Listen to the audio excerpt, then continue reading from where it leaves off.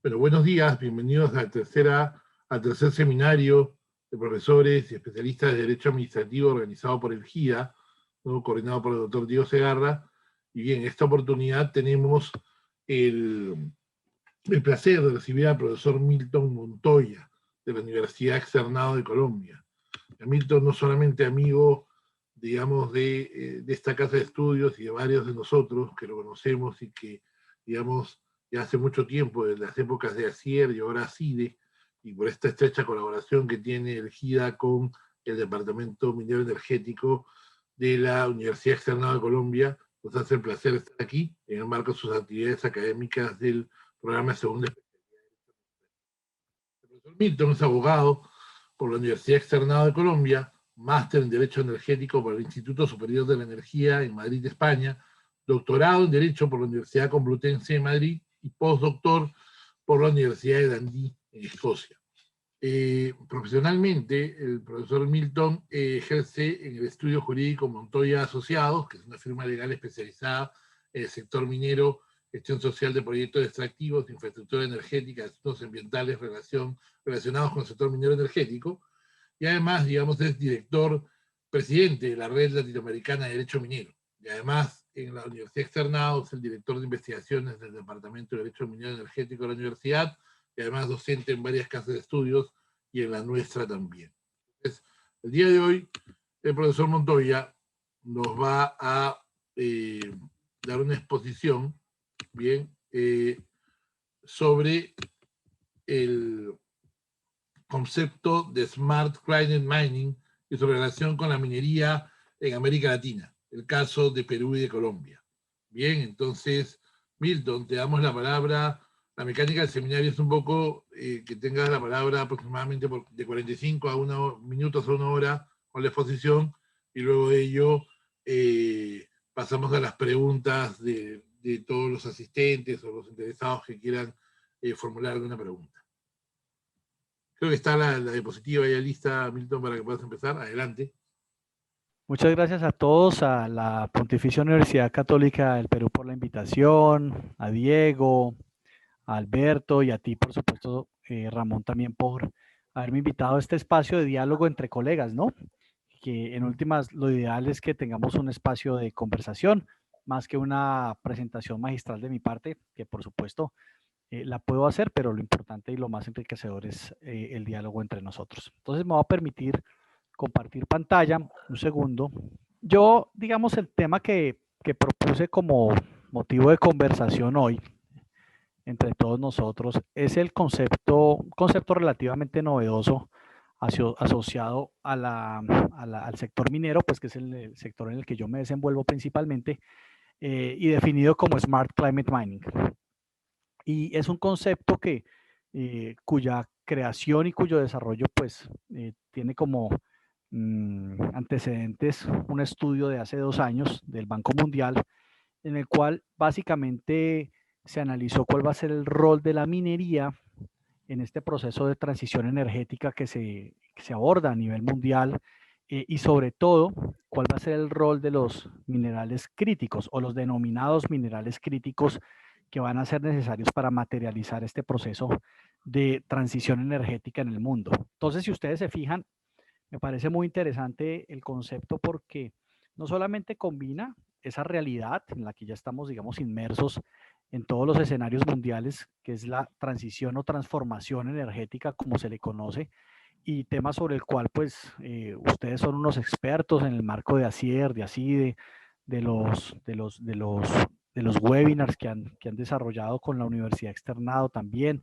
con el profesor Luis Fernín Monero, y cuál es la relación entonces en ese proceso de transformación con el sector minero, es decir, cuál es el papel que va a tener la minería en este proceso. Entonces, sin más preámbulos, arranco mencionando lo siguiente. El concepto de minería climáticamente inteligente es un concepto que va dirigido fundamentalmente a los formuladores de política pública en los diferentes gobiernos del mundo, enfocados en aquellos gobiernos en donde existen minerales críticos desde el punto de vista de sus depósitos de minerales, ¿cierto? Es un proceso que hace referencia a la extracción responsable de minerales, a su procesamiento responsable y también al proceso de reciclaje de minerales. ¿Eso con qué finalidad? Como la finalidad de tener, digamos, un proceso minero bajo también en emisiones, en donde la minería también se involucra en esa responsabilidad de reducción de emisiones de CO2, en donde se trate de minimizar la huella, digamos, de carbono utilizada en los procesos mineros, y en donde adicionalmente se empiece todo un proceso de tecnificación de la industria minera, que lógicamente lo sabemos, no es fácil de la noche a la mañana en países como el nuestro, y como el nuestro hago referencia a los países, digamos, de la región, ¿cierto? Pero en donde sin duda alguna hay una iniciativa y un interés por parte de la banca multilateral y de los países, digamos, que sí cuentan con este tipo de desarrollos tecnológicos, de asistir a países en vía de desarrollo en este interés de un mayor desarrollo tecnológico en los procesos mineros. Entonces, digamos, ese es el escenario en el cual nos movemos dentro del concepto de la minería climáticamente inteligente, el cual voy a desgranar y a detallar un poco más adelante. ¿En dónde nos enmarcamos? Nos enmarcamos en un escenario pues, que nos da la pauta, que es el Acuerdo de París, en el cual pues y en el escenario ideal hay una meta que es, digamos, limitar el calentamiento global a 1.5 grados Celsius, o preferiblemente a unos 1.5 grados Celsius, comparativamente a los niveles de emisiones que se tenían en el momento de preindustrial, ¿cierto? Ese 1.5, esos 1.5 grados también oscilan en otros escenarios en 2 grados. Hay básicamente, digamos, 3 escenarios en donde se mueven los estudios de la Agencia Internacional de la Energía. Uno, en un escenario, digamos, un poquito más pesimista, que sería ese escenario de 1 grado de degree Celsius o por debajo de 1 grado de degree Celsius comparado a los niveles preindustriales. Otro un poco más optimista, que es 1.5 grados, y otro grado, digamos, que es el escenario ideal, que es el de 2 grados Celsius, y cuya expectativa de cumplimiento se proyecta hacia el año 2050, ¿cierto? Algunos hablan del año 2030, definitivamente pues ya es una realidad y se ha visto que no va a ser así, que no es así, que en el mejor de los casos estamos hablando del año 2050 como un escenario, digamos, de mantenimiento de esa meta de evitar el calentamiento global en ese rango de 1 grado hacia 2 grados, según como nos vaya en el proceso de transición. Entonces, y por supuesto, dentro de ese marco, pues hay unos retos ambientales que hay que alcanzar. Entonces, simplemente un mensaje: si la infraestructura de energía actual, y solamente hablando de la infraestructura energética, continuara operando en las mismas condiciones que tenemos en la actualidad, es decir, si la capacidad instalada de la infraestructura energética de hoy siguiera funcionando tal y como está en un escenario futuro, esa sola infraestructura energética provocaría ya un aumento de la temperatura global de 1.65 grados, ¿sí? Entonces, ¿y eso a qué hace referencia? Hace referencia a todas las centrales eléctricas que funcionan en la actualidad, independientemente de su tecnología, sea tecnología a carbón, sea tecnología a gas, sea tecnología hidráulica, etcétera.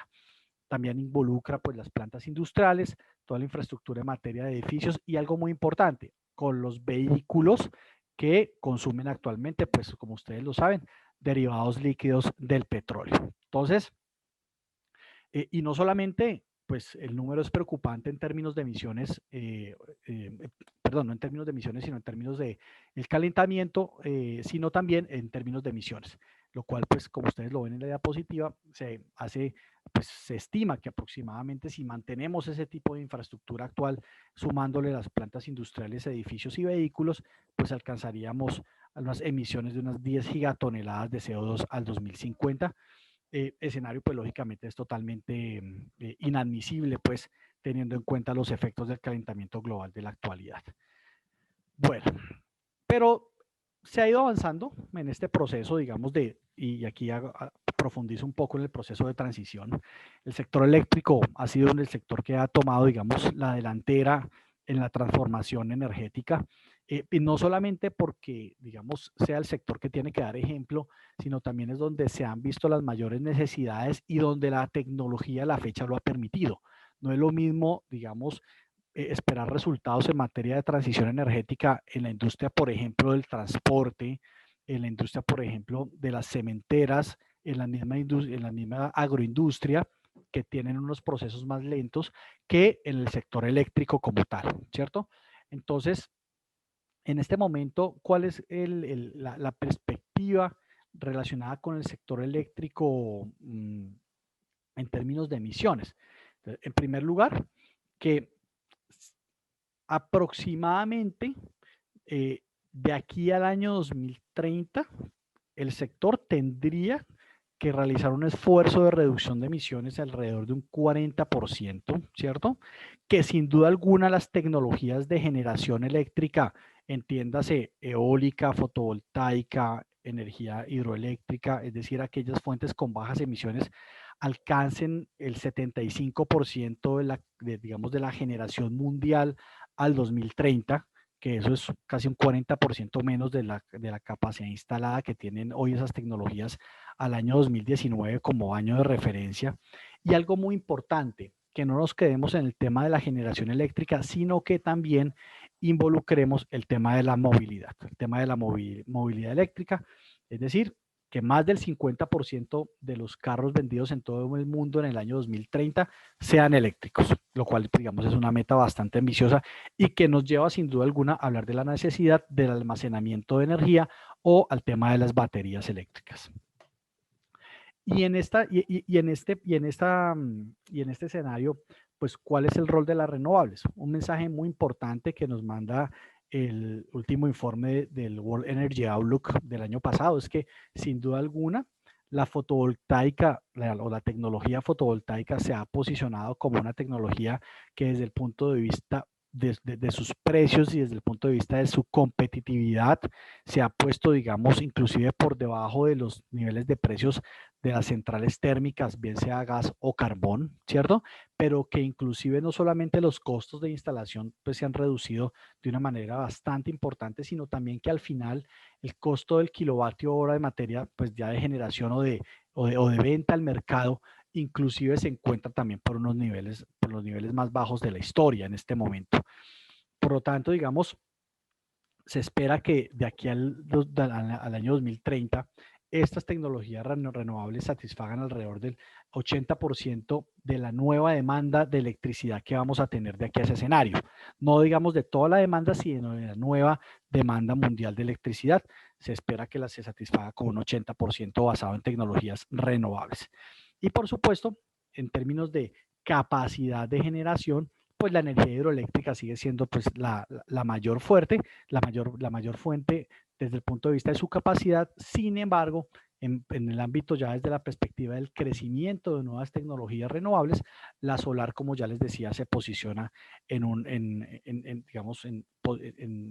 momento de liderazgo actual, teniendo en cuenta que después de de la solar, tenemos la energía eólica también como una tecnología muy importante. Entonces, varios mensajes. Primero, que en términos de capacidad seguimos, digamos, lógicamente confiando y dependiendo de la capacidad de las grandes centrales hidráulicas, pero también en general, digamos, de la tecnología hidráulica, incluyendo las PCH, las pequeñas centrales de generación.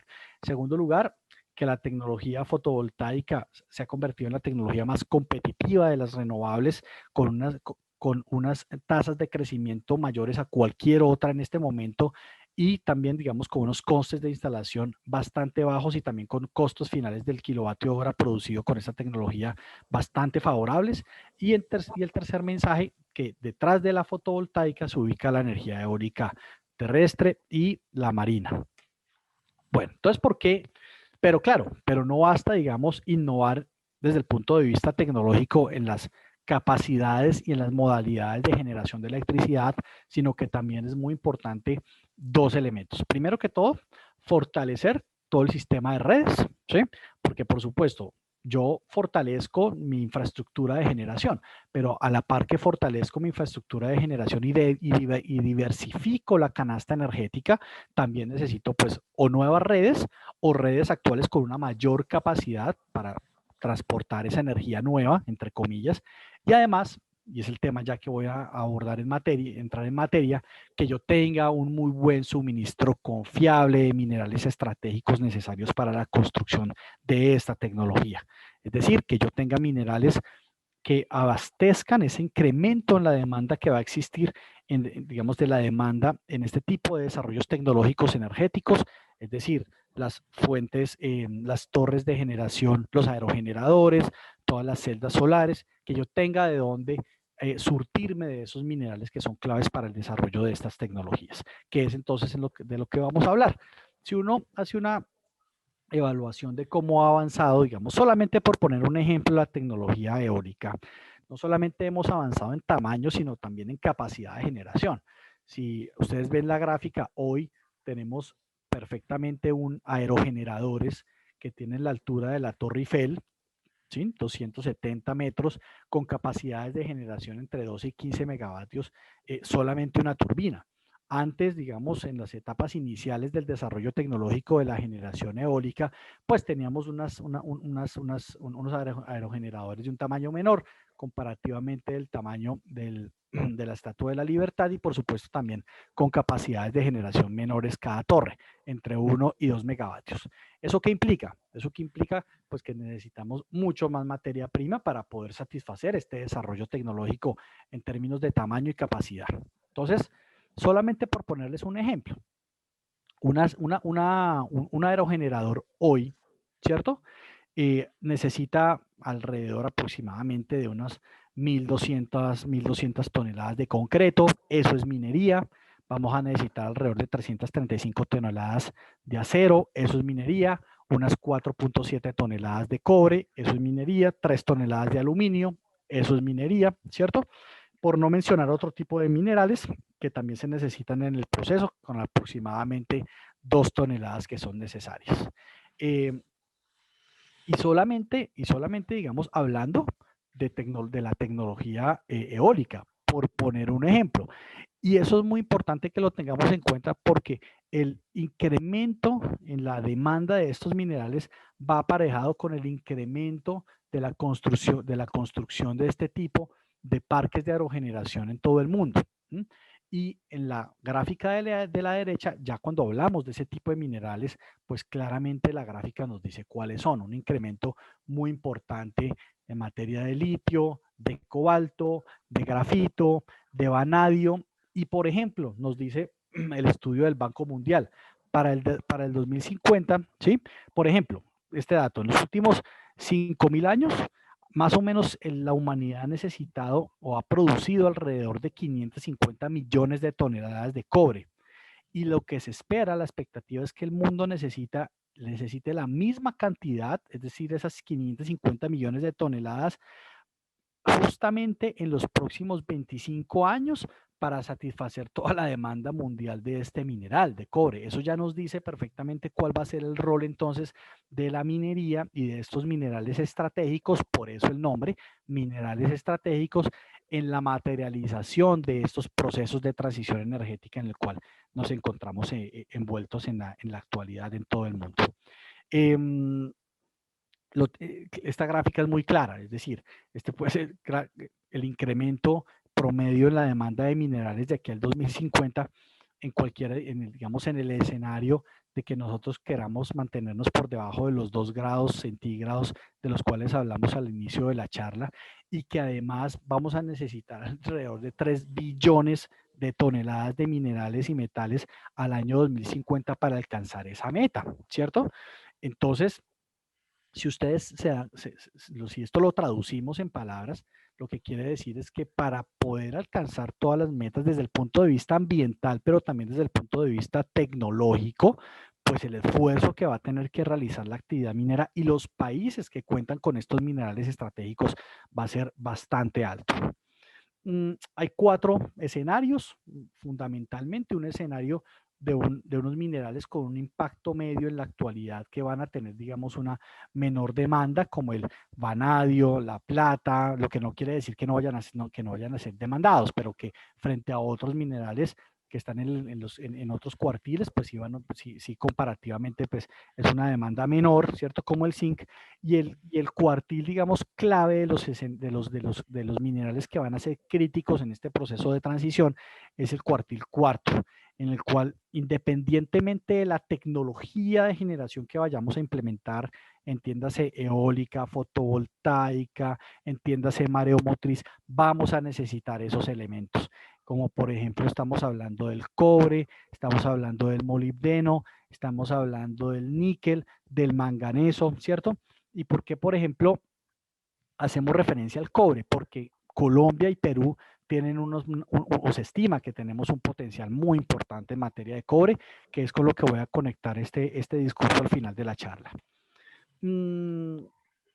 Esta tabla es muy similar a la anterior, digamos que es la demanda que se proyecta, vamos a tener al 2050 de minerales críticos o minerales estratégicos, ¿cierto?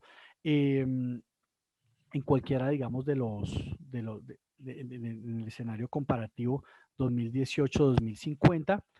Y esta gráfica me gusta mucho porque nos ubica espacialmente en dónde, digamos, el mundo de dónde se va a surtir, el mundo de dónde, digamos, va a recibir estos minerales. Y como ustedes pueden ver en la gráfica, pues en realidad son países que están en vía de desarrollo, y en el escenario regional, es decir, en el vecindario, pues tenemos un potencial muy importante tanto en Colombia como Perú de cobre.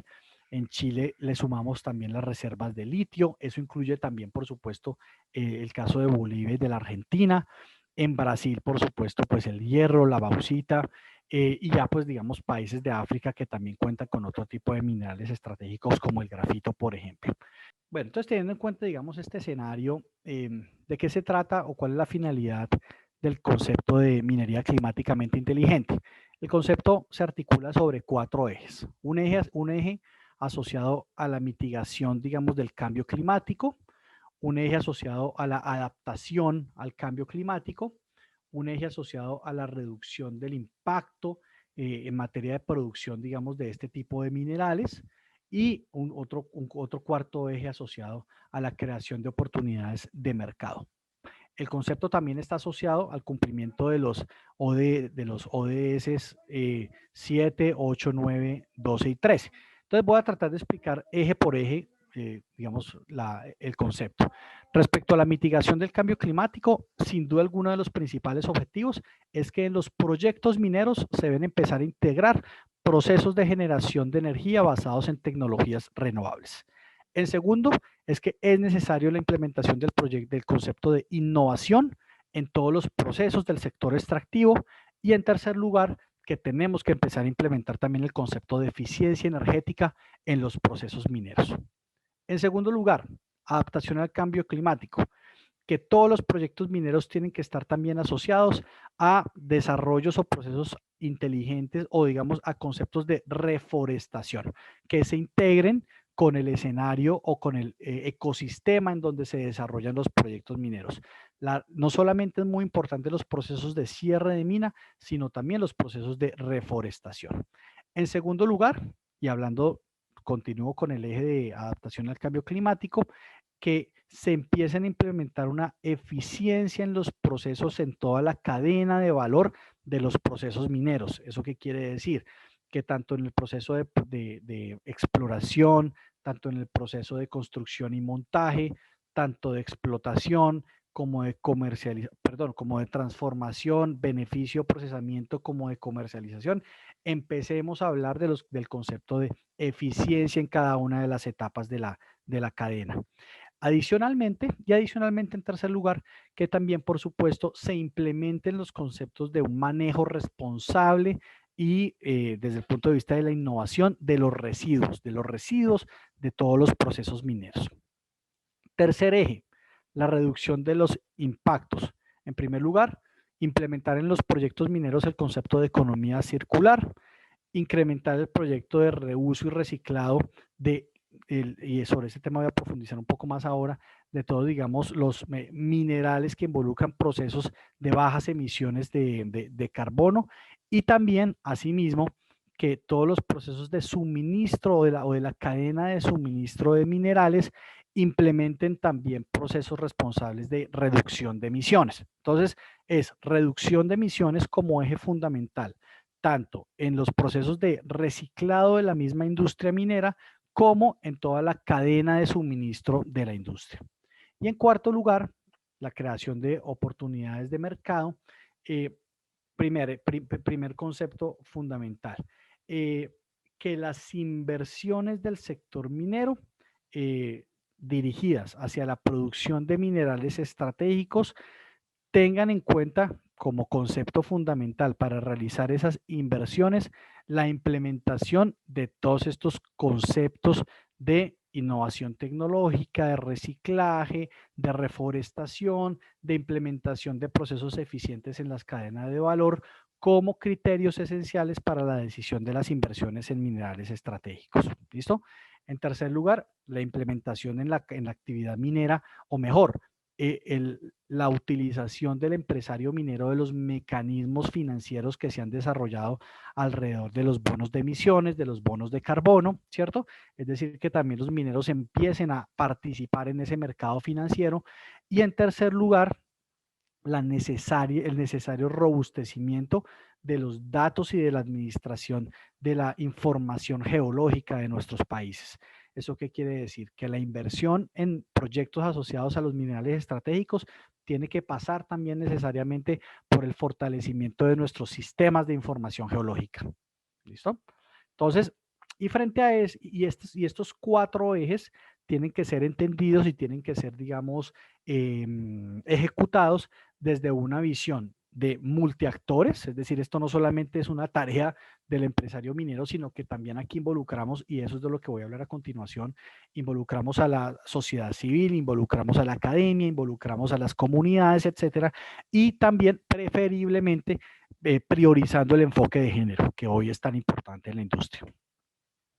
Y para ello, para que los países empiecen a construir su política pública minera bajo este concepto, bajo el concepto de la minería climáticamente inteligente, es que es necesaria la interacción, y por eso recojo el comentario que acabo de mencionar, digamos, varios actores. No solamente pasa por una responsabilidad del empresario minero. En primer lugar, de los inversionistas, por supuesto, quienes deben empezar a tener en cuenta estos criterios como, digamos, como un criterio de inversión, es decir, ya que el tema de innovación tecnológica no sea un tema ajeno a las decisiones de inversión o de responsabilidad en materia de emisiones de CO2 en los procesos mineros o de la incorporación de tecnologías de generación renovable en los proyectos mineros, no sea un tema ya dejado al azar, sino que sea un tema que se incluya en las decisiones de inversión.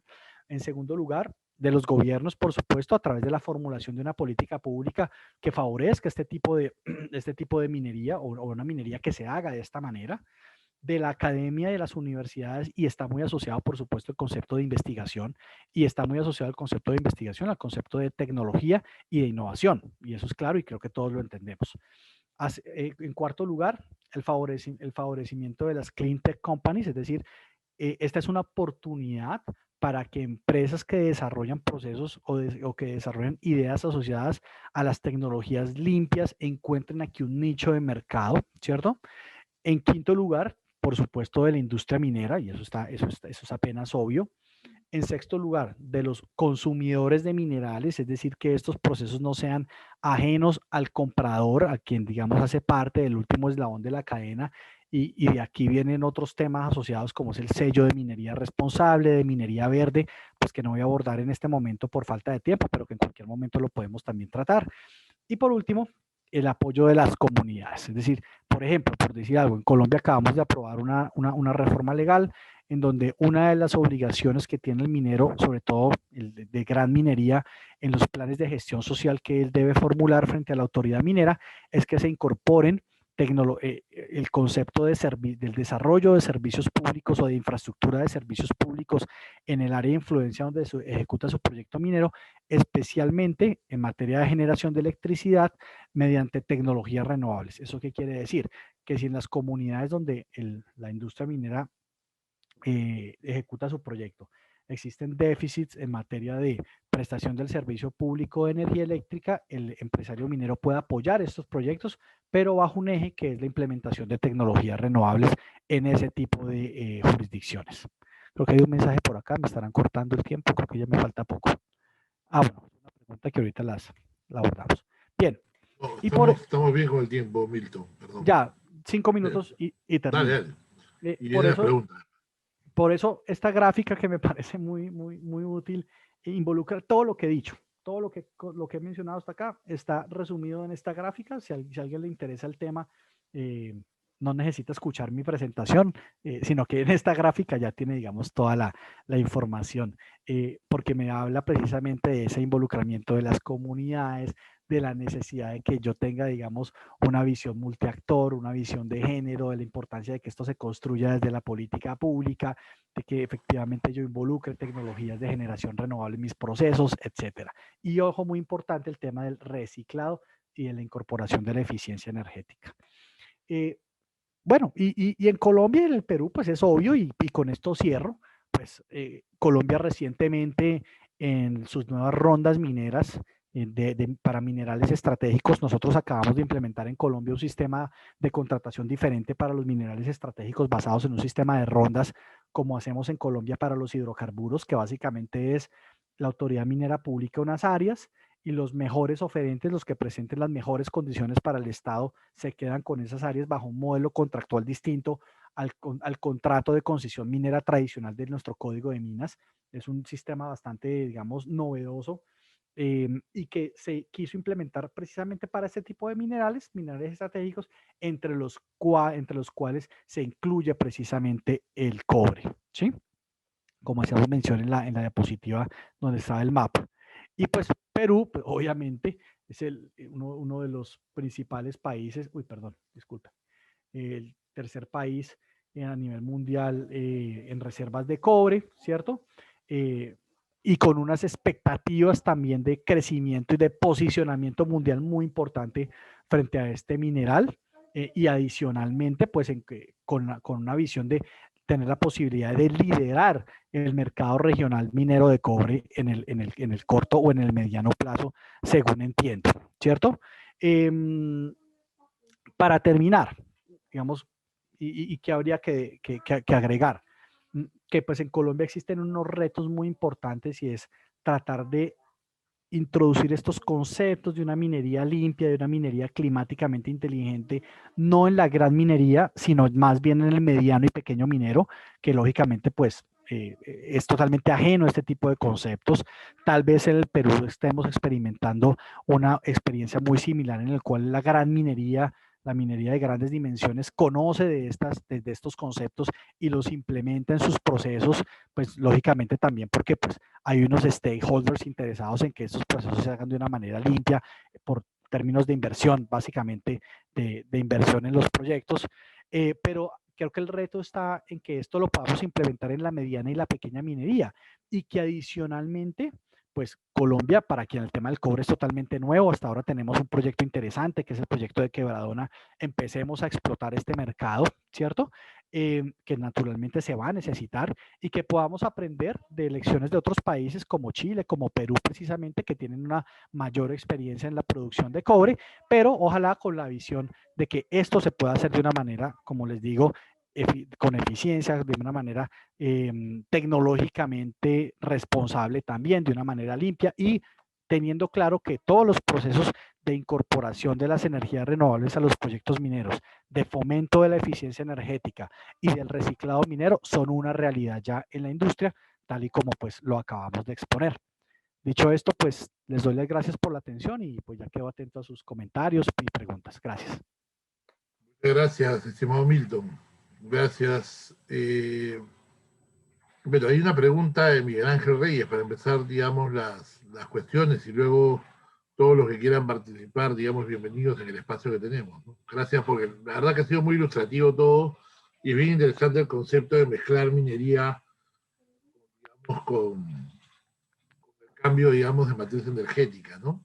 Y el tema de mineras correnovables, acá hay varias que están empezando a hacer eso, ojo. Ahí están empezando a surgir proyectos mineros asociados a renovables, que es bien interesante el tema. Y aquí se abre, digamos, una segunda parte de la discusión, pues que no voy a tener tiempo de abordar ahora, y es, y entonces, ¿qué deben hacer? ¿Qué deben hacer los gobiernos? ¿Qué debe hacer la política pública? ¿Y qué debe hacer el regulador? Porque el regulador, y por ejemplo, para hablar del concepto de regulador convergente, ¿por qué no pensar en en un regulador convergente para el sector minero energético? Porque por lo menos en Colombia nosotros siempre hemos tenido unas autoridades totalmente separadas, ¿cierto? Un regulador para el sector eléctrico, es más, una autoridad de supervisión para el sector eléctrico, y para el sector minero una autoridad, una agencia totalmente diferente y totalmente independiente.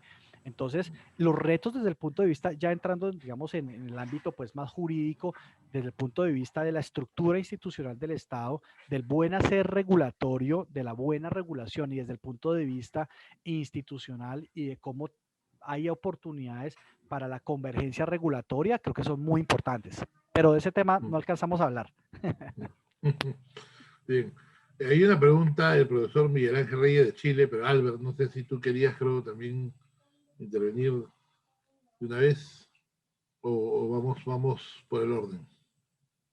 Sí, creo que vamos en orden y si te parece bien, Ramón, a Miguel Ángel puede abrir el micro e intervenir Sí, claro. con todo gusto. Sí, claro que sí. Bueno, muchas gracias, Ramón, muchas gracias, Alberto, y muchas gracias al expositor Milton. Un gusto, muy agradable escucharlo. Muchas gracias por la invitación a poder participar. Bueno, les comento, ustedes, algo se ha hablado de Chile. Estamos en un proceso de cambio institucional, estamos en un proceso que incluye también la regulación minera, tanto a nivel constitucional como a nivel de royalty. Y justamente hay dos cosas. Uno, algo planteaba Milton recién respecto del tema regulatorio, y si hay cambios eventualmente en el tema del royalty, y el tema de la propiedad en el fondo del Estado de las minas y agua. Y dos, si todo este tema, toda esta institucionalidad, pensemos en este nuevo cumplimiento de normativas ambientales, de electricidad y otras, están comprendidas dentro del compliance de la empresa, y eso, entre comillas, se vende como parte de la responsabilidad social empresarial de la empresa, o una figura similar. Le decía a Miguel Ángel que el concepto de minería climáticamente inteligente no riñe con los diferentes regímenes de propiedad de los recursos mineros que existan en las diferentes jurisdicciones. Por ejemplo, en Colombia, te decía, tenemos un régimen en el cual el Estado es propietario de los recursos mineros del subsuelo, y lo que se le da al particular es un derecho especial de concesión, ni siquiera de propiedad. Y ese es un tema que jurídicamente es bien interesante, sino se le dice, el Código de Minas dice que se le da es un derecho de uso y aprovechamiento, que es distinto al derecho de propiedad. En Colombia, el particular nunca se hace propietario, sino lo que se hace es, él tiene es un derecho especial y preferente de aprovechamiento del recurso minero. Y en ese marco del aprovechamiento, él los puede comercializar, los minerales, lógicamente pagando como contraprestación al Estado una regalía. Entonces, digamos, es el concepto básico en Colombia. Pero también es totalmente compatible con el concepto de minería climáticamente inteligente. Lo que ocurre, Miguel Ángel, que sí es verdad, es que para implementar el concepto ya dentro de los proyectos y procesos mineros, los titulares mineros se han dicho, está bien, yo, digamos, no tengo ningún problema en invertir en la incorporación de fuentes no convencionales a mis procesos, a mejorar los procesos, digamos, desde el punto de vista tecnológico, a reducir mi nivel de emisiones, a implementar el concepto de inversión social, digamos, inteligente también, con las comunidades, pero revisemos el tema de los royalties, ¿cierto? Porque lógicamente, pues, esto va a traer, digamos, unas mayores erogaciones al proyecto minero como tal. Y como tú lo sabes, para que un proyecto minero sea viable, no solamente requiere que sea viable desde el punto de vista geológico, desde el punto de vista tecnológico, sino también desde el punto de vista económico, ¿sí? Y también como desde el punto de vista ambiental y social. Entonces, este concepto tal vez sí abre la discusión a el Estado, a través de su política pública, cómo va a revisar el tema de los royalties o del take government en general, porque no solamente son los royalties, también es el tema fiscal, ¿cierto? Pero si te fijas, aquí hay un concepto bien interesante, y es la necesidad de que aquí participan múltiples actores. Entonces, por ejemplo, la academia, cómo se puede involucrar en el desarrollo de estos proyectos a través de la innovación tecnológica o a través de las facultades que tienen la posibilidad de implementar nuevos procesos tecnológicos en la industria minera. Eso cómo se va a hacer compatible, digamos, con el rol de la empresa frente a la universidad y si eso en últimas, por ejemplo, puede derivar en algún tipo de descuento o beneficio para el empresario minero, ¿sí? Y respecto a tu pregunta relacionada de si esto hace parte de la responsabilidad social empresarial del minero, uno podría venderlo así. Lo ideal es que no fuese así. Lo ideal es que fuese, digamos, una práctica que se implementa desde el ADN de la empresa, pero que no esté asociado a su tema de responsabilidad social corporativa, porque es que esto en últimas no es ningún favor, es una realidad que nosotros tenemos que, primero que todo, acelerar nuestro proceso de transición energética. En segundo lugar, atender la demanda de minerales críticos o estratégicos que necesita esa transición. Y en tercer lugar, pues la finalidad, digamos, de reducir los índices de calentamiento global, pues son imperativos. Por lo tanto, tarde o temprano vamos a tener que llegar acá. Lo que pasa es que en nuestros países, lamentablemente, o por lo menos lo digo desde la experiencia colombiana, quienes tienen la posibilidad de ejecutar estos proyectos, por lo menos en el corto plazo, es la gran minería. El reto está en implementar estos procesos en la mediana y pequeña minería. Muy interesante. Por favor, adelante, Miguel. Sí. Bueno, reiterar el agradecimiento tanto a Ramón, Alberto y sobre todo a Milton. Perfecto. Gracias, Miguel, a ti. Gracias a ti. Bien, gracias. Bueno, tenemos, digamos, la oportunidad de hacer preguntas sobre la interesante exposición de Milton. Por favor, invito a los que estén interesados o que puedan preguntar. Tenemos aquí también, por favor, sí. Alberto. No, sí, mientras se animan, Milton, gracias por aceptar la invitación, no solo en el seminario, sino también como ya un profesor, creo que nos vienes acompañando 3 o 4 años seguidos en el programa de segunda especialidad, ¿no? 4 años. Y 4 años ya.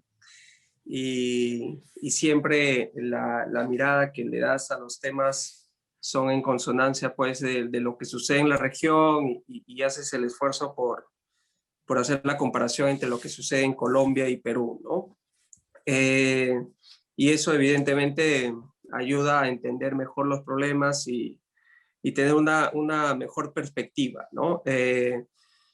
Interesante el tema que planteabas y permíteme de pronto dar la oportunidad para que puedas ampliar sobre la explicación sobre esta norma de minería y servicios públicos.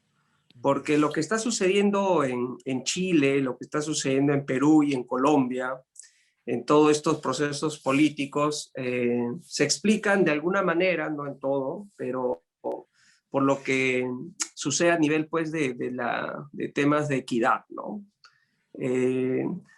Grandes proyectos mineros, de repente en zonas que tienen pobreza, extrema pobreza, grandes proyectos de actividades estratégicas como petróleo, gas natural, donde en zonas donde no hay agua potable, donde no hay electricidad, y creo que estos conflictos sociales que se dan y los entornos políticos que tenemos están justificados en estos niveles de inequidad que se presentan en nuestros países. Entonces, cuando tú mencionabas el aprovechar la regulación minera para brindar y reducir brechas, por ejemplo, en servicios públicos, en electricidad,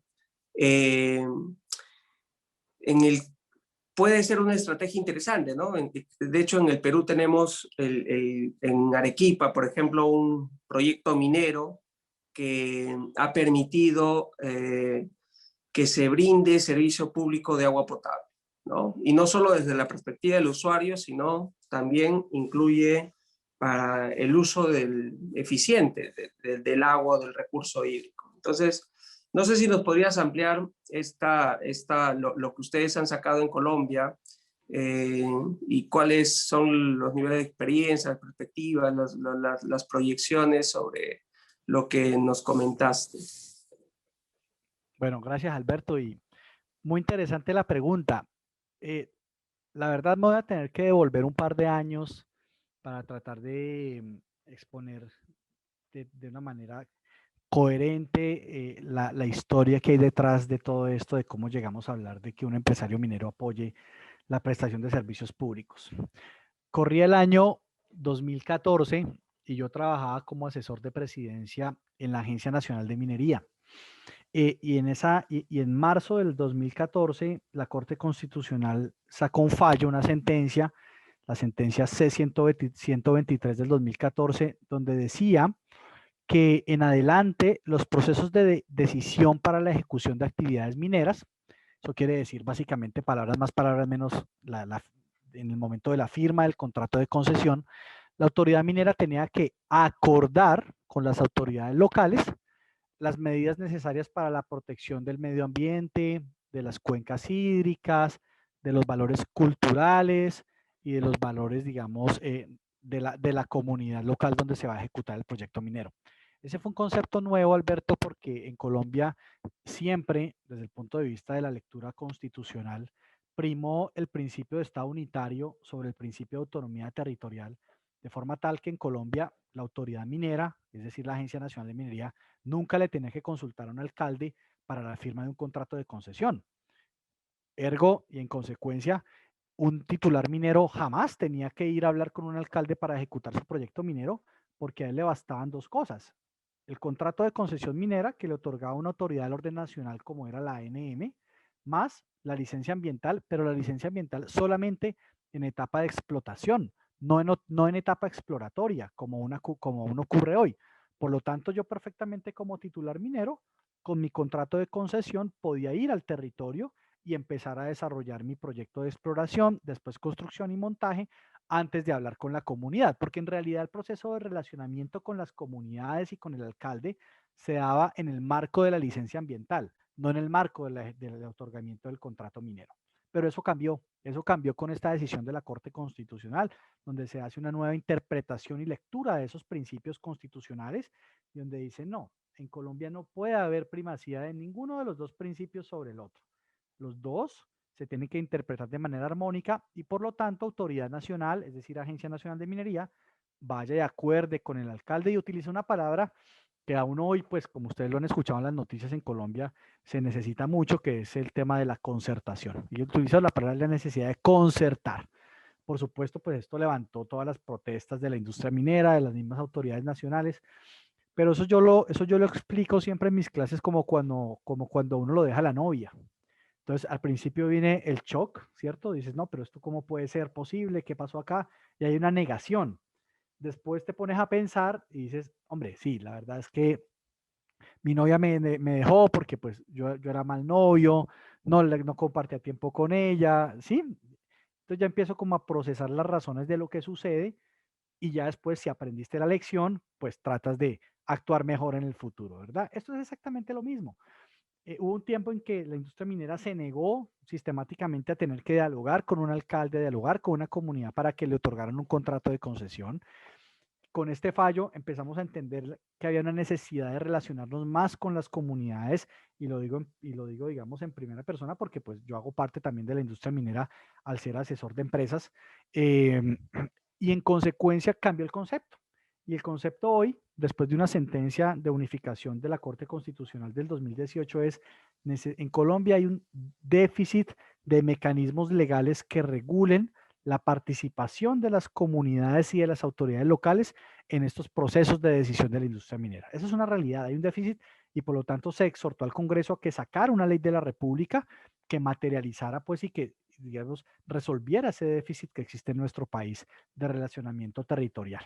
Esa ley está en construcción, han pasado 2 años, no la tenemos aún, pero se han desarrollado unos mecanismos que por ahora cumplen y suplen ese mandato de la Corte Constitucional.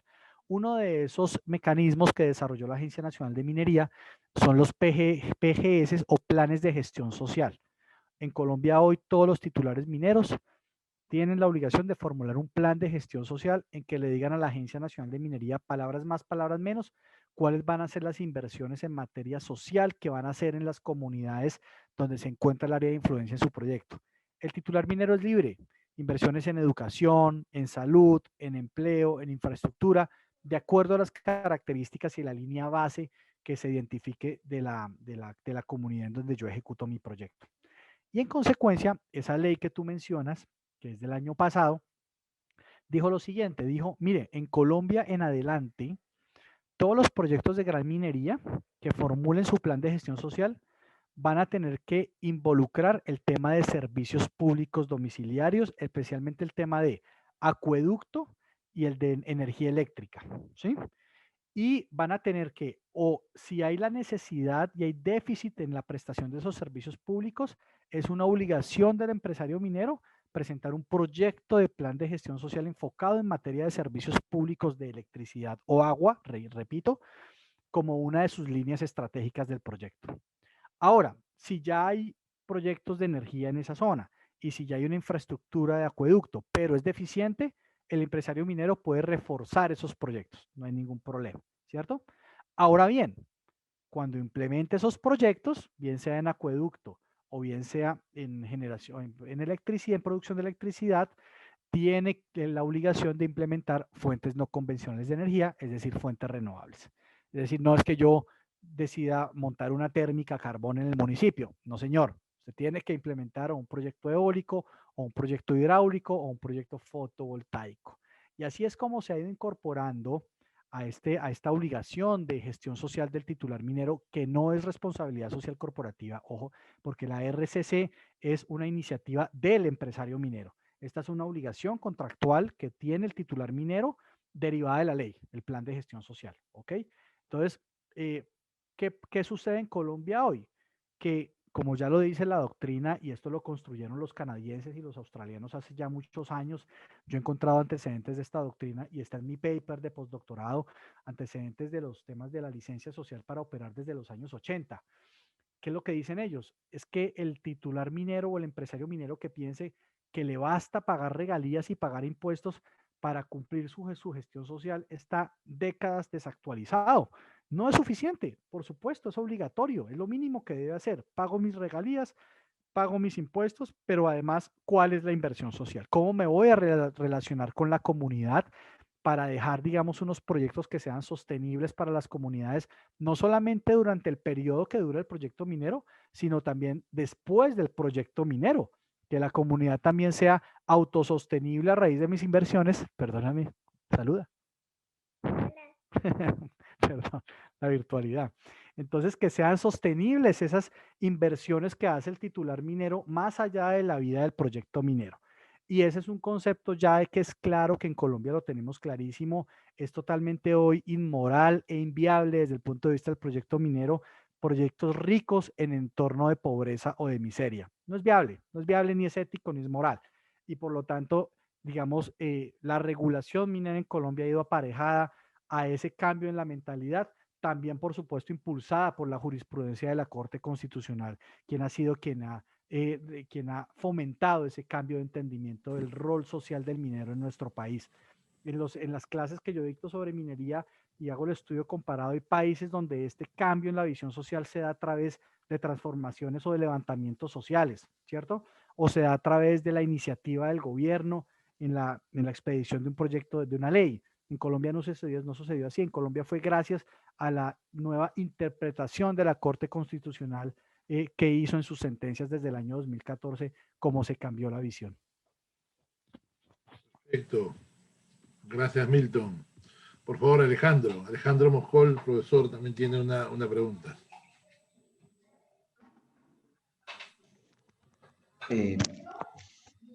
Muchas gracias, Ramón. Profesor Milton, ¿cómo está? ¿Qué tal? Un gusto verte.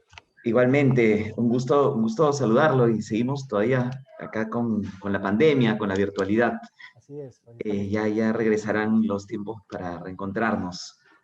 Sí, yo quería hacer referencia a dos cosas, ¿no? La primera, había hecho mención usted al tema de esta convergencia, una convergencia que en realidad podía hacerse o denominarse esta convergencia regulatoria, o tal vez, digamos, a lo largo de los años también, yo trabajo los temas de telecomunicaciones, se planteaban los temas que eran convergencia de servicios o la convergencia que podían tener los servicios de telecom con otras actividades como energía, en particular en cuanto a que puedan compartir uso de infraestructuras, ¿no? Es decir, una soporte a la otra. Es decir, de alguna manera, desde la industria existen esas técnicas y la regulación tenía que ir dando respuestas, ¿cierto? Para posibilitar lo que son estos escenarios desde el punto de vista de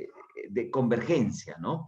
Ahora, mi pregunta iba por el lado de, usted ha tratado el tema minería, el tema energía, pero ¿podríamos hacer alguna vinculación entre lo que es telecomunicaciones y minería? Digamos, ¿habrán trabajos, fuentes, información de aquellas convergencias o aquella finalmente forma en la que puedan ir también trabajando de la mano para ver finalmente los recursos mineros terminan siendo igual fuentes para la construcción de infraestructuras o la construcción de redes, equipamiento, para la energía, perdón, para las telecomunicaciones? Entonces, Claro. mi pregunta iba por ese lado, si habían trabajos o algún tipo de experiencia de esta vinculación entre telecomunicaciones y minería.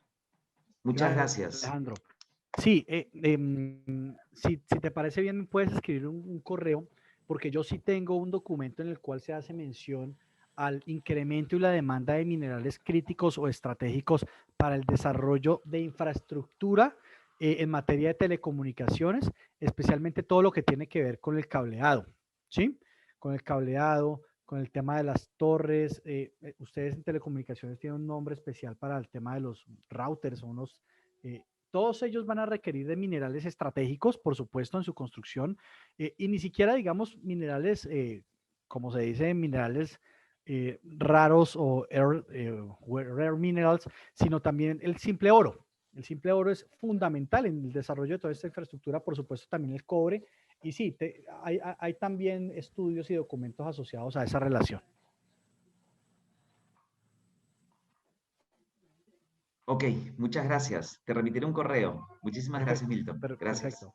Gracias. Perfecto, gracias Alejandro. Doctora Milagros Mustios, por favor, adelante. Hola, gracias, profesor Guapaya. Hola, profesor Montoya, ¿qué tal? Hola, Milagros. Bien, yo justo escuchando su exposición, hablaba de uno de los factores para justamente desarrollar esta suerte de minería inteligente, y uno de ellos era la eficiencia del proceso en cadena de valor. Sí. Y eso me hace pensar que, de hecho, no podríamos restringir el desarrollo de la minería solamente a un país, sino que toda esta cadena refleja pues un desarrollo globalizado.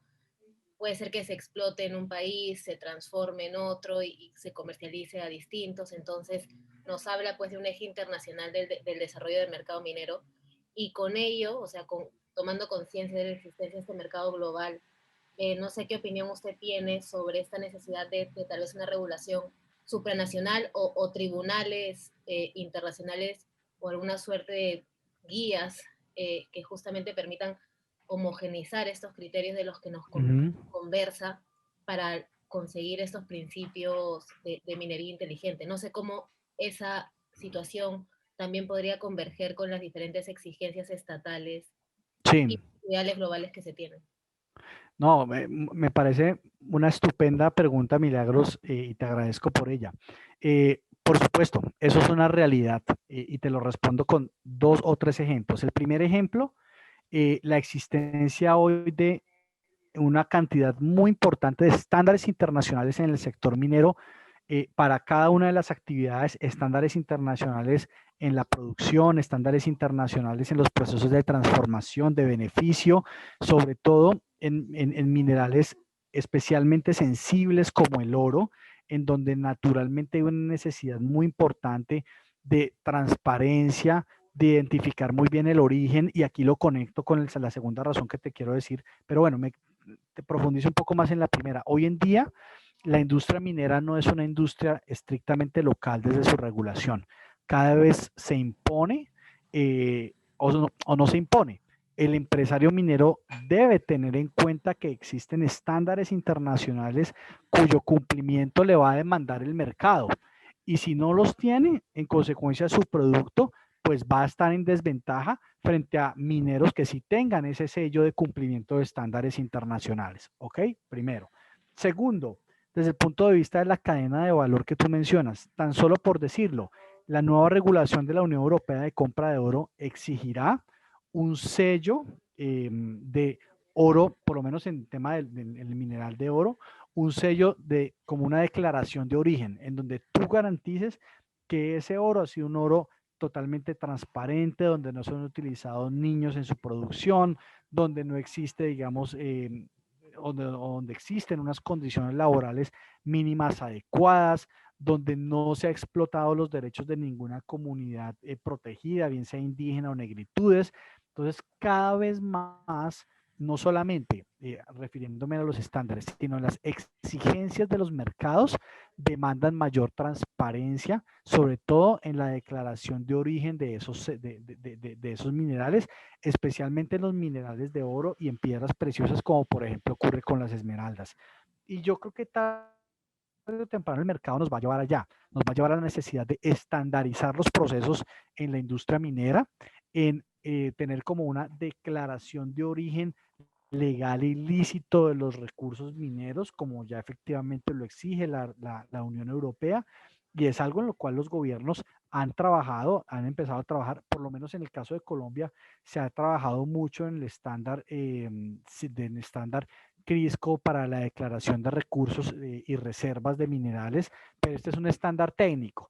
Pero también van a haber estándares que se van a imponer, por ejemplo, mira el estándar de EIT, el estándar de transparencia, y estándares que poco a poco se han venido implementando en la industria y que las autoridades han acogido, por lo menos en Colombia, el estándar EIT ya lleva muchos años, digamos, vigente y trabajando en el sector minero colombiano. Y esa es una realidad, para responder a tu pregunta, esa es una realidad que se impone y que se va a seguir imponiendo. Muchas gracias. Gracias por el tiempo. Excelente, excelente. Gracias, Milagros. Gracias, Milton. ¿O tenemos más preguntas de repente? Profesor Paul, de repente. Muchas gracias Ramón por la palabra y muchas gracias por la exposición, estimado Milton. Hola Paul, qué gusto saludarte. Igualmente, como bien decía Alejandro, ojalá que pasada la pandemia nos podamos reencontrar, tenerte en Lima y como no nuevamente también en el programa de segunda especialidad. Dicho esto, quería hacerte una pregunta. De hecho, gracias por la exposición, la ponencia ha sido muy interesante. De hecho, debo decir, ya por interés propio y quizás de alguno de los integrantes del grupo de investigación, llama mucho la atención la vinculación en esta exposición del ámbito minero con las referencias al ámbito forestal, a los recursos hídricos y cómo eso engloba dentro del concepto que se está proponiendo. Aquí quería hacerte, es una pregunta grande, pero quizás con dos etapas. La primera, ¿cómo así tú ya habías afirmado, ¿no?, que la responsabilidad social empresarial, esto pues queda fuera, ¿no?, de estas obligaciones que finalmente se buscan? Pero quería preguntar si de repente lo que también podría darse en este fenómeno de transición a incorporar todos estos elementos, entre ellos el forestal y de recursos hídricos dentro de la actividad minera, ¿de dónde estaba partiendo? ¿Tiene un impulso particular desde el ámbito de la legislación, diré, de la regulación? ¿O es que también tenemos impulsos importantes, no lo sé, aquí, para que tú lo puedas comentar justamente sobre, desde la autorregulación, que aquí también pesa mucho, debo decir, por decir un ejemplo, nosotros tenemos en Perú una Sociedad Nacional de Minería, Petróleo y Energía y espera ciertos estándares mínimos, ¿no?, en la manera en que se desarrollan los actores que forman parte de esta asociación, finalmente entre privados. No sé cómo tú lo ves, si lo ves desde que vamos a tener un impulso prioritariamente desde la actividad regulatoria, o es que quizás tendremos un encuentro desde la autorregulación. Gracias, Paul. La génesis, para responderte, la génesis es autorregulatoria, ¿sí? Estas iniciativas o la génesis también deriva, en conexión con la pregunta anterior, de las buenas prácticas internacionales, de las guidelines, ¿sí?, de las buenas formas de proceder en la industria que tiene, por ejemplo, el International Council de Minerals and Metals, ¿sí?, en el Reino Unido, pues que te da a ti unos estándares de cómo hacer minería bajo las más altas calidades en todos los ámbitos, no solamente en el ámbito técnico, sino también en el ámbito social y ambiental. Entonces, te doy un ejemplo. tema de la reforestación, ¿de dónde viene? Siempre se pensaba que la reforestación en la industria minera era una actividad propia del proceso de cierre de mina. Y eso ha cambiado totalmente y está totalmente reevaluado. La reforestación hoy, y así yo, digamos, yo se lo digo también a las empresas que asesoro, es una obligación desde el minuto 1 del proyecto minero. Entonces, yo avanzo en mi proyecto exploratorio de construcción y montaje y de explotación y voy reforestando paulatinamente. No es algo que yo hago de manera, digamos, que me espero hasta el año 30, 40 de mi proyecto minero para empezar el proceso de reforestación, porque además estos procesos ecosistémicos se resienten con los años del proyecto. Por lo tanto, yo necesito que mi proyecto de reforestación esté perfectamente planificado para ejecutarse desde el año 1 de mi proyecto minero y que vaya de manera paulatina desarrollándose conforme yo voy explotando mis recursos minerales. Eso por una parte.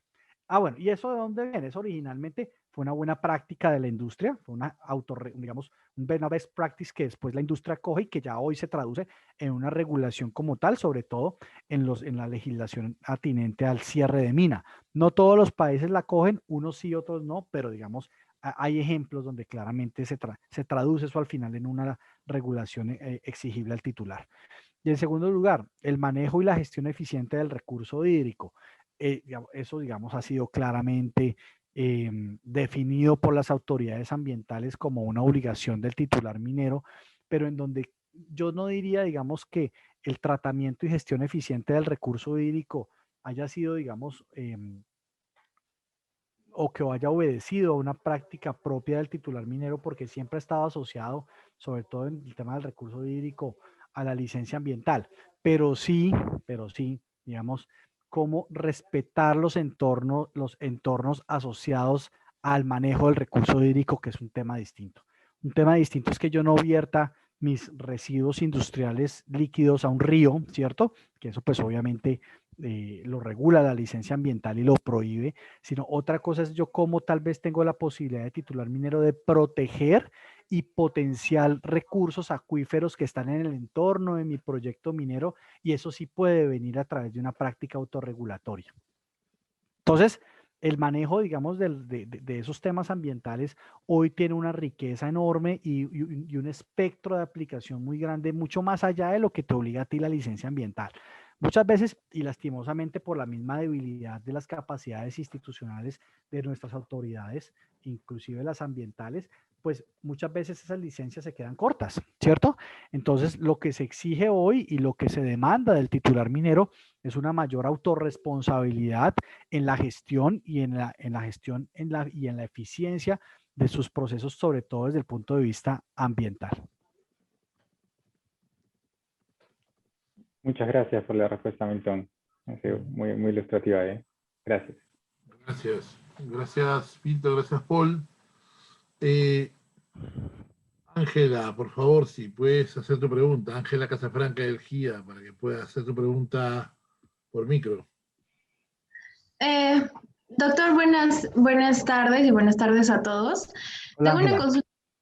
¿Cómo está? Tengo una pregunta respecto a la coyuntura latinoamericana que estamos teniendo. Y bueno, mi pregunta que le había puesto en la caja de comentarios era, ¿qué rol jugaría esta nueva minería en contextos como el de Chile, por ejemplo, donde las encuestas avisoran que la nueva constitución que parece que que viene en camino, está centrada en temas ambientales, no está ecocentrada? Muchas gracias. Gracias, Ángela, a ti por la pregunta.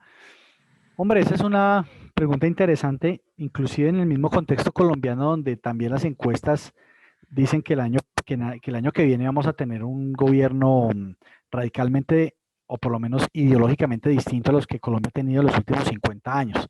Un gobierno mucho más de izquierda, ¿no? Yo creo que la actividad minera es una de las actividades que o se reinventa o las nuevas líneas políticas de la región van a hacer que se resienta de una manera bastante importante la minería en nuestros países. ¿Y eso qué quiere decir? O es el mismo titular minero el que transmite un mensaje de que se puede hacer minería de una manera responsable, tanto desde el punto de vista ambiental como desde el punto de vista comunitario, como hoy en día, digamos, en Colombia estamos preocupados por transmitir ese mensaje a las comunidades y que las comunidades, en tercer lugar, ven a la actividad minera como un aliado en sus territorios más que como un problema, o definitivamente esa visión negativa de la minería asociada al concepto populista de extractivismo va a calar ideológica y va a ser aprovechado políticamente para restringir la actividad. Digamos que una restricción de la actividad minera en Colombia tendrá unas consecuencias bastante graves para la economía nacional. La minería en Colombia representa el 2% del PIB nacional, pero, por ejemplo, restringir o prohibir la actividad minera en países como Perú o Chile, desde el punto de vista macro de las finanzas del Estado, sería devastador, ¿sí?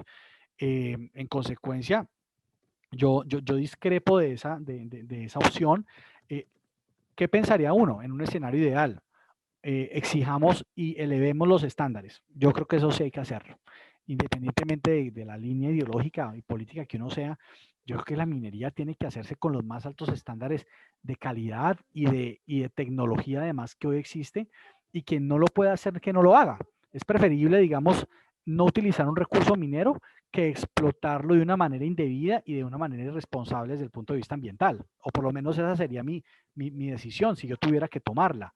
Yo preferiría que esperar a que llegue el minero que lo pueda hacer de una manera bastante responsable con la implementación de las mejores prácticas desde el punto de vista tecnológico y ambiental, a que dejemos esa actividad en manos de tal vez personas o empresas que lo que buscan es un interés especulativo más que como tal un desarrollo de un proyecto minero serio. Muchas gracias. Excelente, excelente. ¿Alguien más tiene alguna pregunta? Yo por eso, yo quisiera simplemente complementar esa respuesta, Sí, claro. Ramón, con lo Perfecto, siguiente. perfecto. Por eso es que yo digo que, miren, el proceso de transición energética lo ha transformado todo. Y tarde o temprano, mira que lo preguntó Paul, mira que lo preguntó también Alberto, la necesidad de una regulación convergente se va a imponer, ¿sí? Si nosotros queremos tener, digamos, industrias que efectivamente se engranen con otros sectores, entiéndase con el sector eléctrico, entiéndase con el mismo sector de gas, entiéndase con las necesidades de las comunidades, especialmente de los planes de ordenamiento territorial y esos planes de desarrollo local que son tan importantes y en donde están las necesidades de las comunidades, la regulación convergente va a ser una necesidad y vamos a tener que llegar allí. Yo no sé si desde el punto de vista institucional vamos a tener reguladores convergentes, ¿cierto? Pero sí, digamos, la regulación, o mejor, las buenas prácticas regulatorias y el buen hacer regulatorio va a ser una necesidad que se va a imponer para poder cumplir todos estos objetivos de los cuales estamos hablando aquí hoy. El necesario matrimonio de unión entre la industria minera y eléctrica es hoy una realidad y nosotros no podemos seguir pensando que van por caminos diferentes, sino que conforme una política pública, digamos, bien formulada, lo ideal es que su regulación fuera desarrollada de una manera convergente o por lo menos, si no, coordinada entre los diferentes sectores. Ya desde el punto de vista institucional es un poco más difícil, yo lo entendería, porque pues, digamos, los ejemplos de reguladores convergentes muchas veces no han salido muy bien, aunque aquí hay opiniones para todos los gustos. A quienes defendieron, digamos, el ejercicio que hizo España en su momento de tener un regulador convergente. Hay personas que lo critican, pero más allá del modelo institucional, yo sí creo que se necesita un muy buen hacer y muy buen saber regulatorio para que podamos materializar todos estos objetivos de los cuales hemos hablado hoy. Perfecto, perfecto. Gracias, don Milton. Don Diego, por favor, adelante. Muchas gracias. En primer lugar, saludarte, Milton, agradecerte, por supuesto, por tu presencia un año más en este seminario y en nuestro programa de segunda especialidad, ¿no? Yo quería preguntarte algo que para mí genera una gran inquietud porque es un tema en el cual venimos investigando hace algún tiempo y en el que sé que en Colombia hay un desarrollo más importante, y me refiero al tema de ordenación del territorio, ¿no?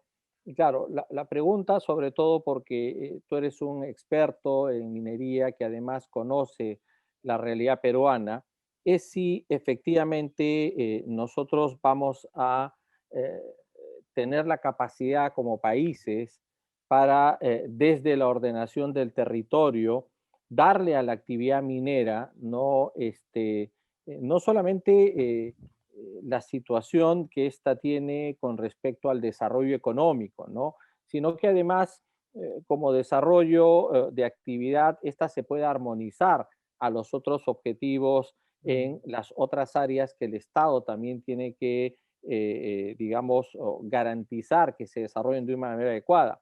Me refiero a la minería, a la agricultura, me refiero a la conservación del medio ambiente, ¿no? Porque nosotros sabemos muchas veces que nuestras instituciones no tienen esquema de coordinación, ¿no? Y eso muchas veces se ve por una carencia, ¿no?, de una normativa, y eso en el Perú es más saltante, de ordenación del territorio, pero sobre todo de la manera en que se hace ordenación territorial en los países, ¿no? Yo sé que ustedes, por lo menos desde un punto de vista académico, están mucho más avanzados que nosotros. Hay muy importantes trabajos del profesor Santaella, por ejemplo, que es uno que ha trabajado muchísimo este tema.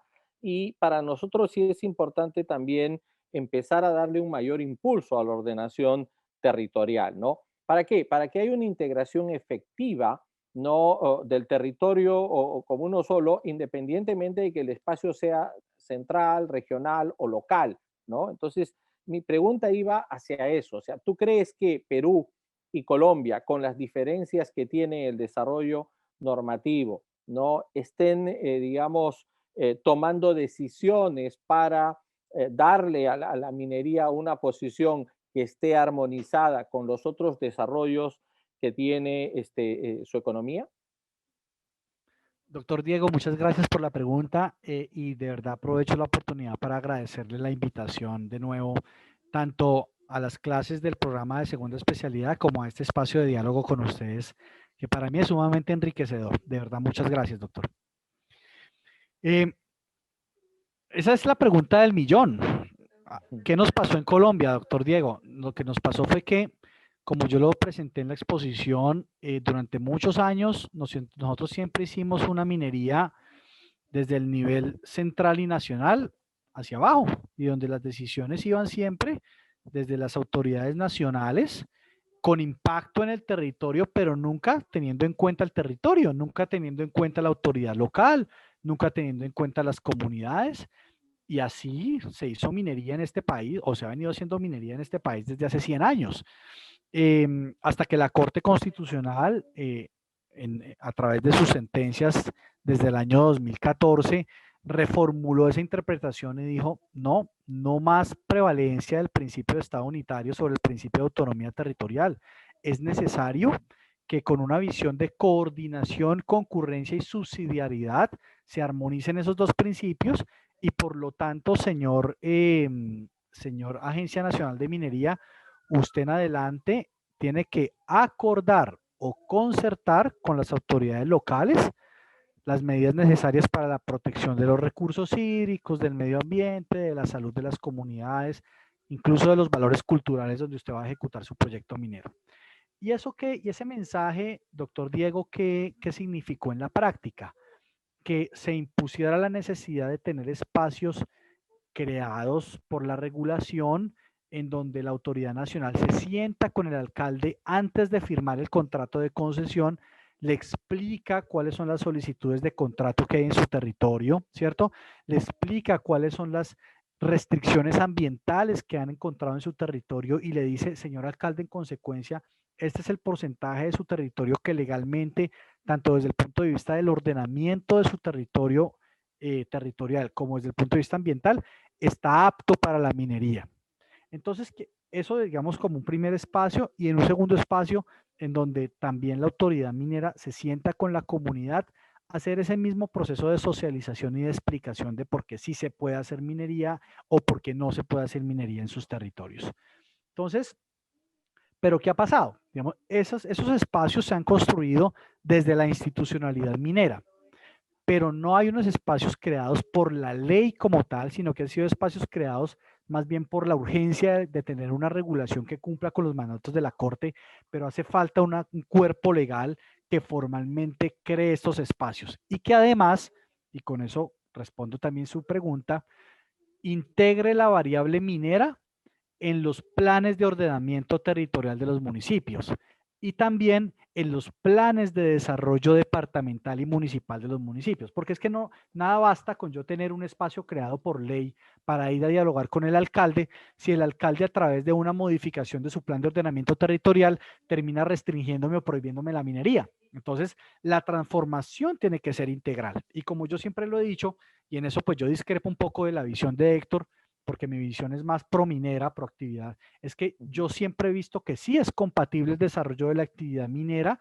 y con la integración de la variable minera en el plan de ordenamiento territorial del municipio, ¿cierto? Respetando ¿qué? Por supuesto, la autonomía que tiene el alcalde de decir dónde puedo y dónde puedo no hacer minería, pero sin que esa atribución sea arbitraria, porque el alcalde puede decir, usted puede hacer minería aquí o no puede hacer acá, y no puede hacerla por una razón ambiental, urbanística, de seguridad, entre otras, conforme me lo indica la ley.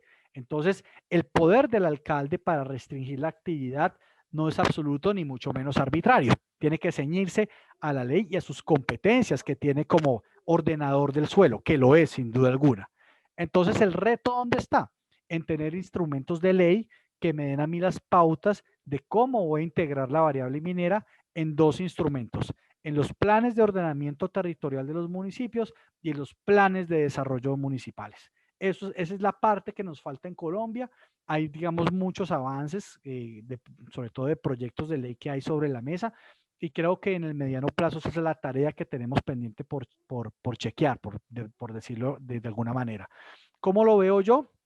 Lo veo yo como un diálogo coordinado entre gobernador de la región, como alcalde del municipio y como autoridad minera y en otra silla de la mesa con la autoridad ambiental, para que, basado en un examen juicioso de las características del municipio y del territorio, se identifiquen aquellas zonas donde se puede desarrollar la actividad con seguridad, responsables desde el punto de vista ambiental, y donde el alcalde definitivamente diga, oiga, yo aquí voy a hacer un proceso urbanístico de expansión de mi casco municipal.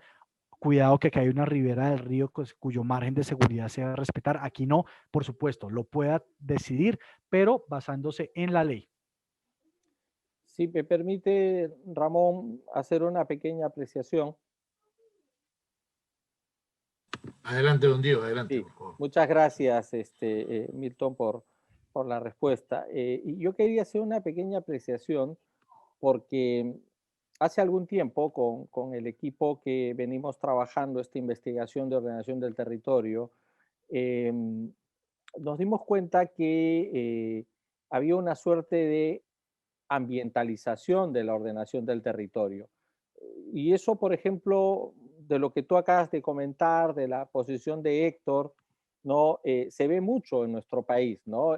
Quienes han impulsado el tema de ordenación territorial han sido en los últimos años la gente del Ministerio del Ambiente, ¿no? O sea, no voy a criticar que lo hayan hecho. Lo que digo es que lo que no se ha debido generar es una suerte de ambientalización que pierda de vista estos aspectos que tú comentan, que son parte del desarrollo de un país, ¿no? Me refiero a el desarrollo económico, a las actividades productivas, ¿no? A la generación de puestos de trabajo, ¿no? Porque claro, al final de cuentas, el esquema de conservación ambiental no es un esquema que únicamente se va a garantizar porque las cosas estén quietas, ¿no? Porque claro, el país se tiene que mover, ¿no? Y se tiene que mover de manera armónica, ¿no? No prohibiendo, no limitando, sino identificando los riesgos y gestionando los mismos. Para eso existen instrumentos para gestionarlos. Pero, insisto, no partiendo de un esquema de ambientalización, porque al final de cuentas, probablemente muchas de las autoridades lo que hacen única y exclusivamente es establecer limitaciones, como tú bien dijiste, sin ningún sustento técnico, ¿no? Y de manera totalmente arbitraria, ¿no? Y claro, eso lo vemos a cada rato, no solamente en el sector que estamos viendo ahora, que es el sector minero, lo vemos mucho en el sector de las telecomunicaciones, en el tema de las antenas, ¿no? Que no hay este esquema de armonización, ¿no? Entre lo que es un desarrollo sostenible, pero también la generación productiva, ¿no? Para promover puestos de trabajo y el desarrollo de la población a través de una actividad económica, como en este caso la minería, ¿no?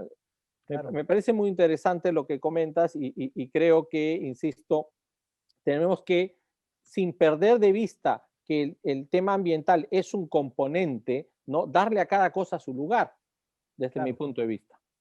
Tienes toda la razón y solamente agrego lo siguiente, sin perder de vista que los instrumentos de ordenamiento del territorio no son solamente instrumentos de protección ambiental, porque es que para eso también hay ya autoridades ambientales y licencias ambientales. Los instrumentos de ordenación del territorio también son instrumentos de viabilización económica del territorio. Exacto. Y en consecuencia, ¿sí? Las dos variables tienen que estar integradas. No puede haber una que excluya o vaya en detrimento de la otra, ¿sí? Y eso se ha perdido de vista. La filosofía de un instrumento de ordenamiento territorial integra, por supuesto, la variable de viabilización económica del municipio y de cómo esa viabilización económica determina qué actividades se pueden hacer y no se pueden hacer, sin duda alguna. Entonces, ese elemento es el que lastimosamente, recientemente, y yo digamos no lo juzgo porque pues en Colombia hubo una corte constitucional que ya pensó de esa manera. ¿Podrías ponerte el micrófono más cerca, por favor? Sí, gracias. sí. Y yo digamos, tal vez no juzgo esa visión que algunos tuvieron en su momento de ambientalización de los instrumentos de ordenamiento territorial, pero de hecho la Corte Constitucional de Colombia tuvo ya también esa visión en el año 2000, del año 2014 al 2017, si no estoy mal.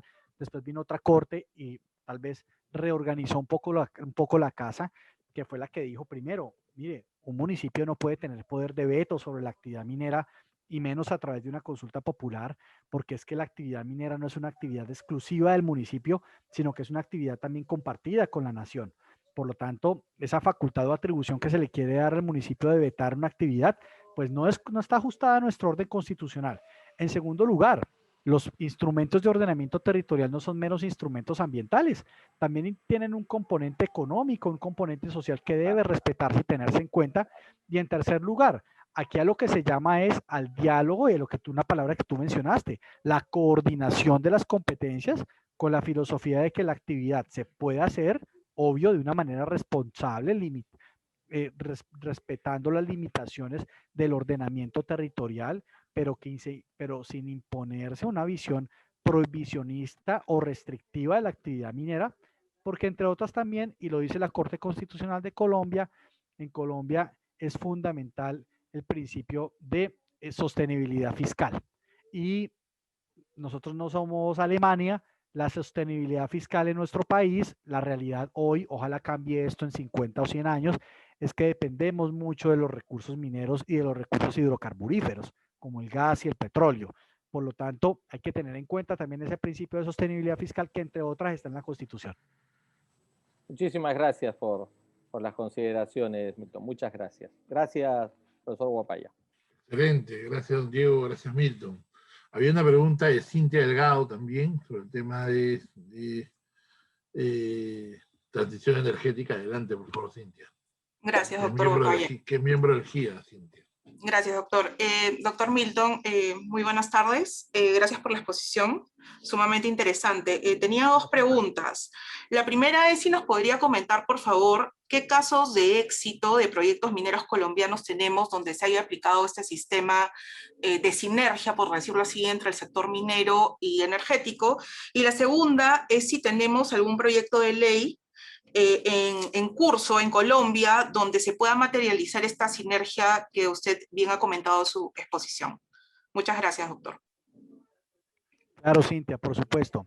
En casos de éxito, sí, mira el proyecto de Quebradona, que está en proceso de construcción, proyecto de cobre. Yo te puedo enviar la información, me escribes y te envío los detalles. Y también el proyecto de Drummond de carbón en el norte del país. ¿Sí? Y respecto si hay un proyecto de ley, sí, de hecho, digamos, el tema como yo lo decía, la integración o la obligación por parte del empresario de la gran minería de desarrollar proyectos sociales asociados a los servicios públicos en materia de electricidad y agua es ya ley de la República. Te puedo enviar la ley, no hay ningún problema. Y respecto a la coordinación entre el nivel nacional y el territorial, para buscar esos espacios de coordinación y concurrencia entre las autoridades nacionales y locales, hay un proyecto de ley ya en el Congreso de la República, también te lo puedo enviar. Excelente, doctor. Muchísimas gracias. Con gusto. Una pregunta en la vista que todavía no hay otra participación adicional sobre el tema de las aguas de mina y cómo están tratando el tema actualmente, digamos, en Colombia. El tema vinculado, digamos, con el uso del agua para la actividad minera, que acá ha sido bastante fuente de conflictos también, como sabrás, ¿no? Claro que sí, Ramón. Bueno, el tema del tratamiento del recurso hídrico está atado a dos elementos muy importantes. Primero, las características del proyecto minero. ¿Qué quiere decir? Si es un proyecto minero a cielo abierto o subterráneo, ¿cierto? Y tercero, conectado al concepto que di hoy en la conferencia, a la posibilidad de reuso o recirculación del recurso hídrico, ¿sí? Totalmente prohibido los vertimientos a fuentes hídricas, totalmente prohibido, por supuesto, la utilización del recurso hídrico por encima o, digamos, de una manera innecesaria respecto a las necesidades justas que tenga el proyecto minero. Y hoy en día se impone la necesidad de el reciclaje, por llamarlo de alguna manera, o la reutilización circular del recurso hídrico en los proyectos, especialmente en los proyectos de minería subterránea. Y todo, por supuesto, atado, Ramón, a la licencia ambiental. En Colombia, digamos, la autoridad minera no se involucra en el componente asociado al manejo del recurso hídrico. La autoridad minera únicamente es la que entrega el contrato de concesión minera, ¿cierto? Y ya después será el titular minero frente a la autoridad ambiental competente. En Colombia tenemos autoridades ambientales departamentales o regionales, que en el marco del trámite o la solicitud de su licencia ambiental le explique a la Corporación Autónoma Regional cómo va a tratar el recurso hídrico. En los proyectos de eso para los proyectos de mediana y pequeña minería. Para los proyectos de gran minería, la autoridad ambiental encargada es la Autoridad Nacional de Licencias Ambientales. Bien, creo que si hay una pregunta adicional, todavía tenemos unos minutos, ¿no, estimado Diego? No, yo quería tal vez, si no hay más preguntas, terminar con un mensaje. Y es que voy a retomar lo que le expliqué, si no estoy mal, creo que fue Alejandro, no, a Miguel Ángel, tal vez al principio de la exposición, y es que hoy en día la creencia de que proyecto minero es sinónimo de contrato de concesión minera o de autorización, como sucede en el caso del Perú, más una licencia ambiental, está totalmente desactualizada, desfasada de los tiempos en los cuales vivimos, y si esa es la lectura, el fracaso del proyecto es una realidad. Hoy en día no puede haber proyecto minero sin licencia social para operar. Ese no es un tema pues el que voy a abordar hoy, pero en la escala de la licencia social para operar en minería tenemos 4 niveles. No aspiramos en el ámbito latinoamericano que lleguemos al nivel de identificación de la comunidad con el proyecto minero, que es la última escala de la licencia social para operar, sino sí que lleguemos a una etapa, ojalá, de aceptación o tolerancia, ¿cierto?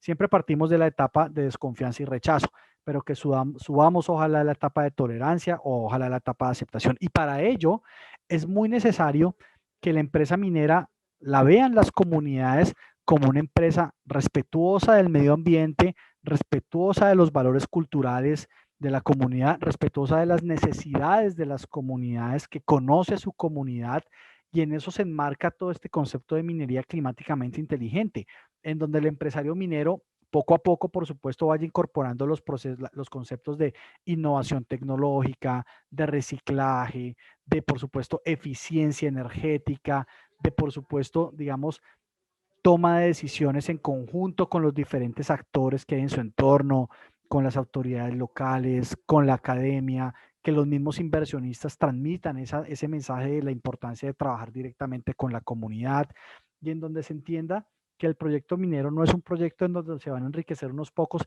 sino donde en realidad va a haber un beneficio para todos los actores que están involucrados, incluyendo las comunidades.